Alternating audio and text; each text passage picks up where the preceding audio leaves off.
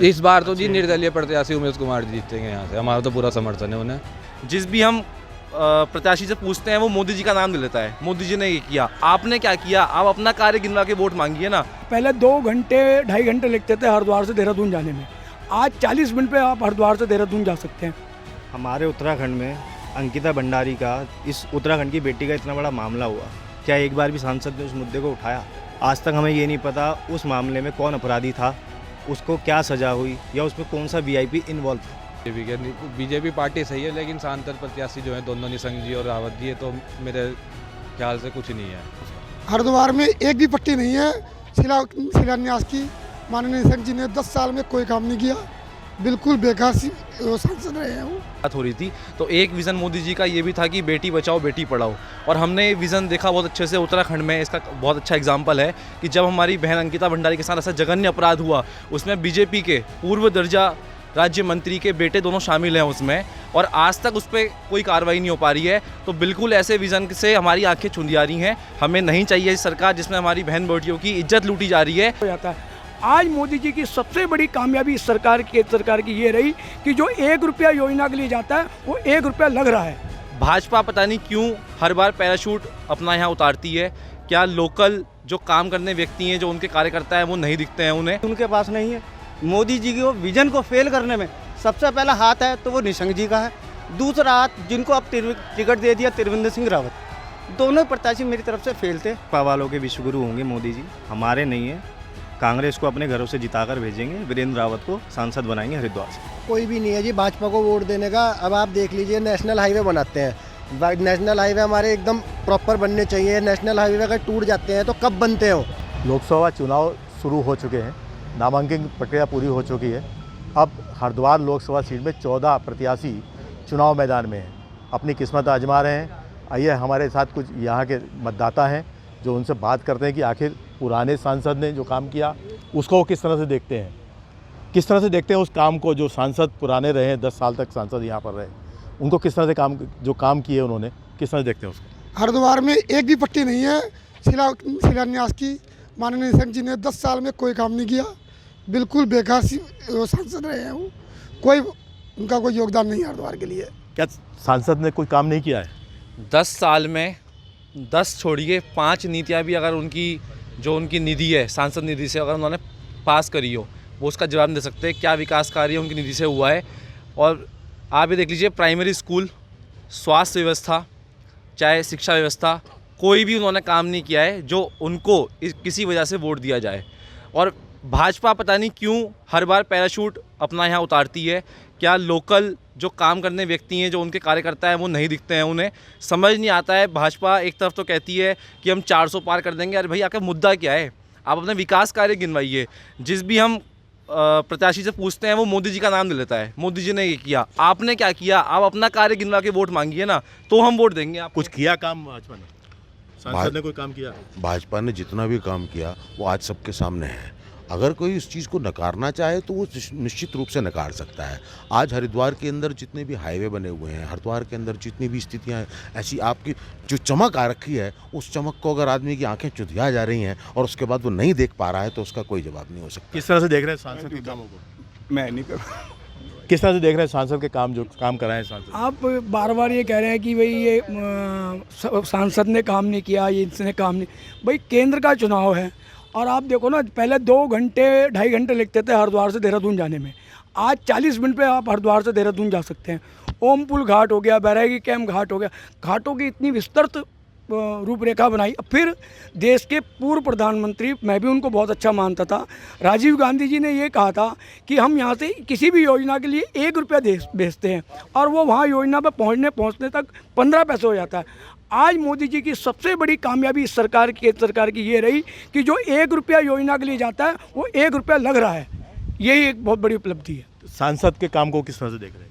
सांसद के काम को नकारा है, कोई काम नहीं करा है, जनता को गुमराह करने का काम किया जा रहा है।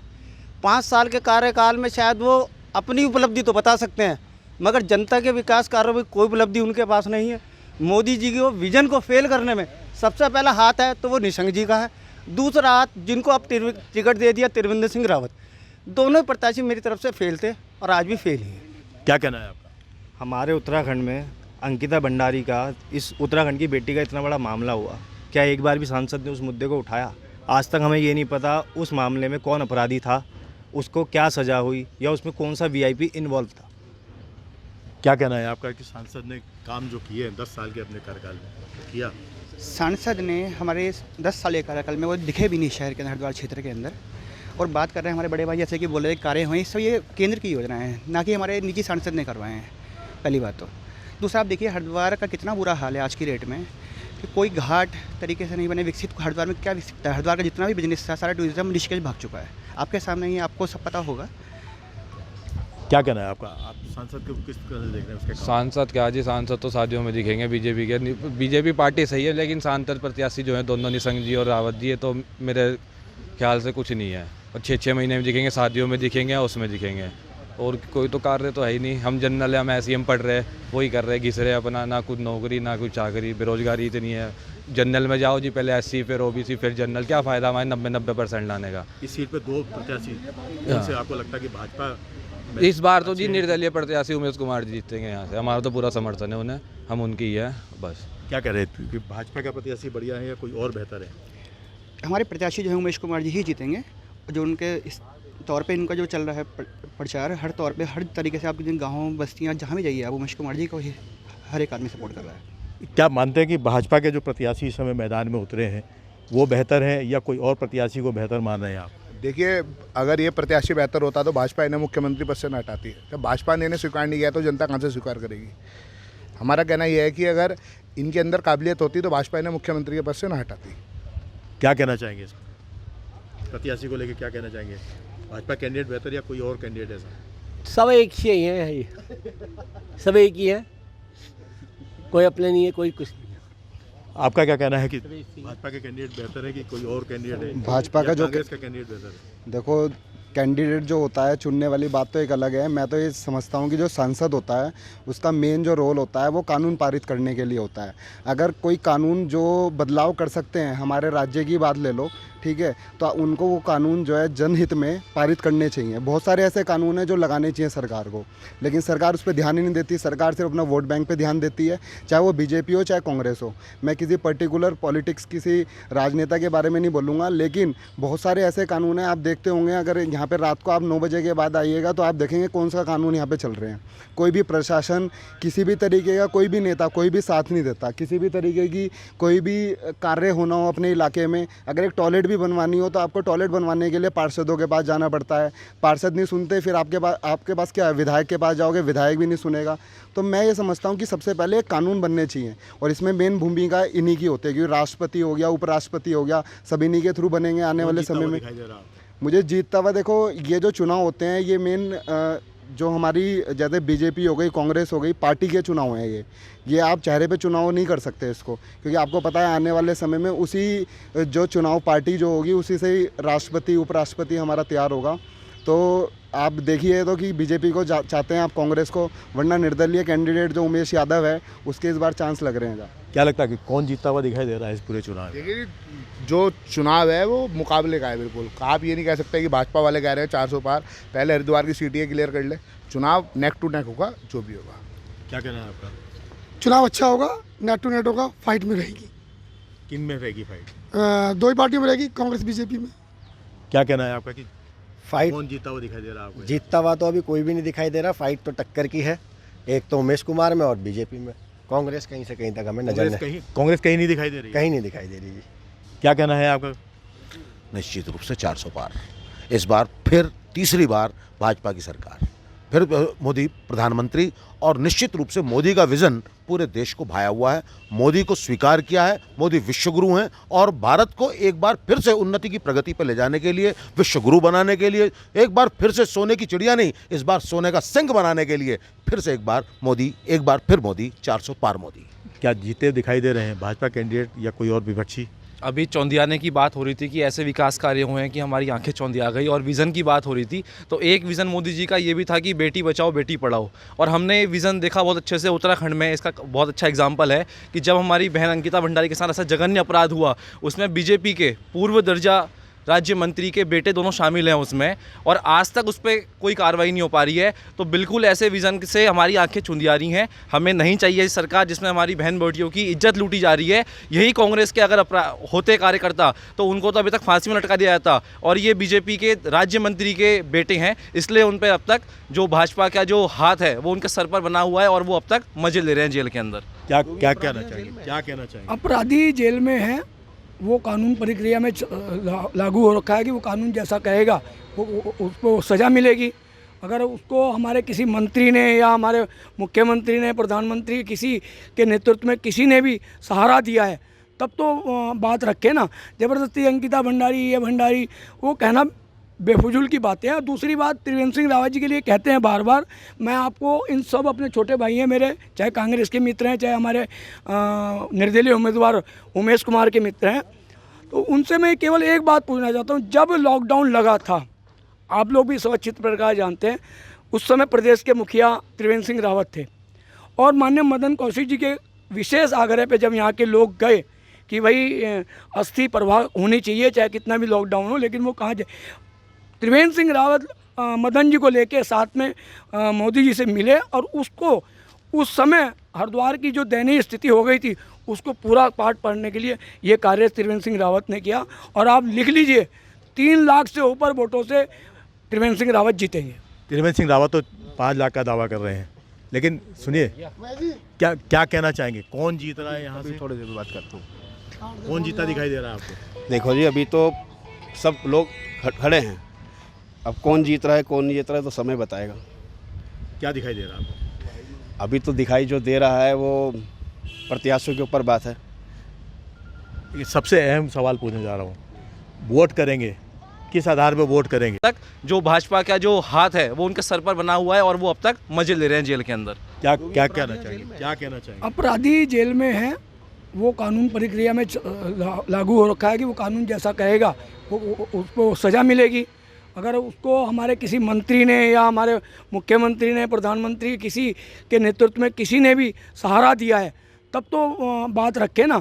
ज़बरदस्ती अंकिता भंडारी, ये भंडारी, वो कहना बेफजूल की बातें हैं। दूसरी बात, त्रिवेंद्र सिंह रावत जी के लिए कहते हैं बार बार, मैं आपको इन सब अपने छोटे भाई हैं मेरे, चाहे कांग्रेस के मित्र हैं, चाहे हमारे निर्दलीय उम्मीदवार उमेश कुमार के मित्र हैं, तो उनसे मैं केवल एक बात पूछना चाहता हूँ। जब लॉकडाउन लगा था, आप लोग भी स्वच्छित प्रकार जानते हैं, उस समय प्रदेश के मुखिया त्रिवेंद्र सिंह रावत थे, और माननीय मदन कौशिक जी के विशेष आग्रह पे जब यहाँ के लोग गए कि भाई अस्थि प्रवाह होनी चाहिए चाहे कितना भी लॉकडाउन हो, लेकिन वो कहाँ जाए।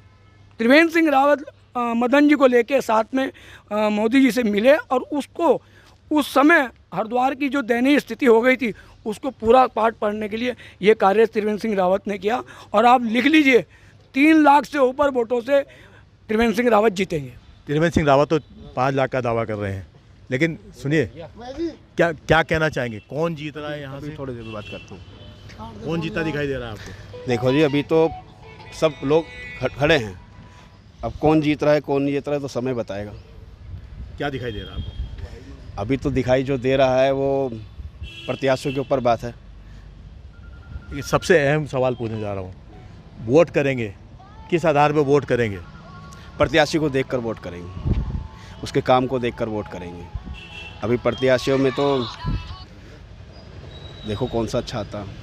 क्या कहना चाहेंगे, किस आधार पर वोट करेंगे? अब के बार 400 पार भाजपा सरकार। आधार क्या होगा, वोट देंगे तो किस आधार? देश को देखते हुए। क्या कहना है आपका? हम तो ये कह रहे हैं कि देखो, कांग्रेस की भी सरकार रही, ऐसा नहीं कि उन्होंने कुछ नहीं किया, लेकिन जो विश्व में अपने देश का नाम अगर किसी ने रोशन किया है, एक सिरमौर की तरह उसको सजाया है, वो हमारे देश के यशस्वी प्रधानमंत्री श्री नरेंद्र मोदी ने किया।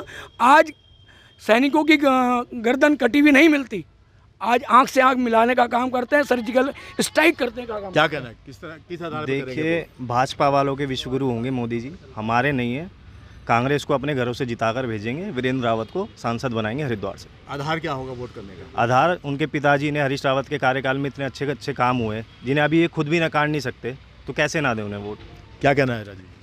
मैं अपने भाजपा के मित्रों से पूछना चाहता हूँ, जैसे 400 पार का नारा दे रहे हैं, तो इनसे पहले पता तो कर लिया जाए 400 सीटें पे बीजेपी लड़ भी रही है, है ना, नारा अच्छा है। वोट किस आधार पर करेंगे? वोट विकास के आधार पे जाता है, कैंडिडेट के आधार पे नहीं जाता। वो अलग इशू है कि कैंडिडेट कौन है कौन नहीं है। ये बड़ा चुनाव है, विकास के राह पे जाता है। और जहाँ तक क्या कहना है कांग्रेस को क्या कहना है, किस आधार पर वोट करेंगे? देखिए जी, पहले तो जो हमारे स्थानीय, जो हमारे हरिद्वार का जो सांसद होना चाहिए था वो स्थानीय होना चाहिए था। ये हर बार पहाड़ी सीट कर देते हैं, कभी आपके त्रिवेंद्र सिंह रावत जी आ जाते हैं, कभी कांग्रेस से आपके हरीश रावत जी के लड़के आ जाते हैं। हमारे को चाहिए स्थानीय सांसद जो कि स्थानीयों के लिए काम कर सके। हर बार आकर के कोई बाहर का आदमी ला करके किसी को वैल्यू दिया जाता है, उस तौर पे काम नहीं चल पाएगा। क्या कहना है आपका, क्या कहना है कि किस आधार पर वोट करेंगे? बस जी हज़ार तो हमने कानपुर विधायक उमेश कुमार जी का देख रखा है, तो हमारा तो साफ है, निर्दलीय विधायक कोई काम के आधार पर वोट, काम पे आधार पर। और बाकी खानपुर का विकास काम के आधार पर वोट करेंगे। क्या कहना है आपका कि किस आधार पर वोट करना है? देखिए जी, आधार तो जब इनके पास कोई विकास कार्य नहीं है, ये कहते हैं कि हमने बहुत विकास किया है। अगर आपको विकास देखना है तो मैं अपने भाजपा के लोगों से कहूँगा कि ये सिडकुल में जाके विकास किसे कहते हैं। अब ये एक हाईवे इनका केवल एक उपलब्धि है इस समय, केवल हाईवे। हम मानते हैं हाईवे बना है, मगर ऐसा नहीं है कि जो भी सरकार आई, अगर कांग्रेस की सरकार आई, कांग्रेस का विकास आपको देखना है तो भाजपा के मित्र हुए सिडकुल घूम के आए, विकास उसे कहते हैं। अब ये पूरा चुनावी हाईवे हाईवे हाईवे, इसके अलावा क्या अब हम हरिद्वार लोकल स्तर की बात करें, हमारे 20 साल से विधायक माननीय मदन कौशिक जी हैं। आप इस समय नहीं, आप रात को 7 से 8 बजे करीब स्टेशन के आसपास चले जाएं। ये हरिद्वार का जो एरिया है, कहने को धर्म नगरी है, मगर हमें कहते हुए अफसोस होता है कि ये हमारा एरिया जो रेड लाइट एरिया बन चुका है। आप रात को आए, यहाँ वैश्यवृत्ति का धंधा फल फूल रहा है।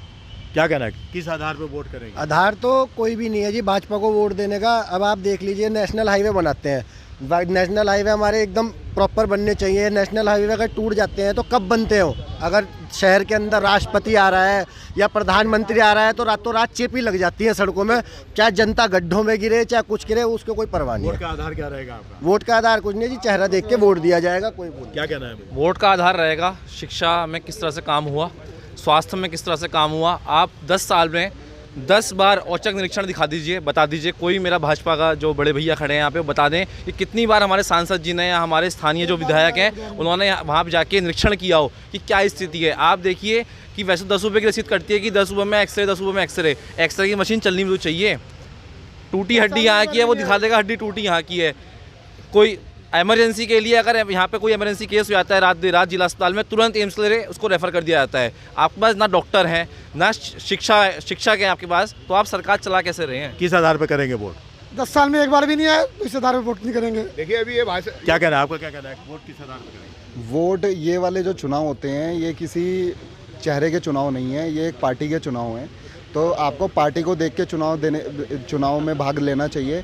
आपको लगता है कि अगर भाजपा आने वाले समय में अच्छा कार्य करेगी तो भाजपा को चुनाव जिताएं, वरना कांग्रेस को जिताएं। और लेकिन मैं तो ये कहूँगा कि अब जैसा आप देख रहे हो कि ना भाजपा कुछ कर पाई है ना कांग्रेस कुछ कर पाई है मेरे हिसाब से, ठीक है। आप नए चेहरे को भी वोट देने का काम करें।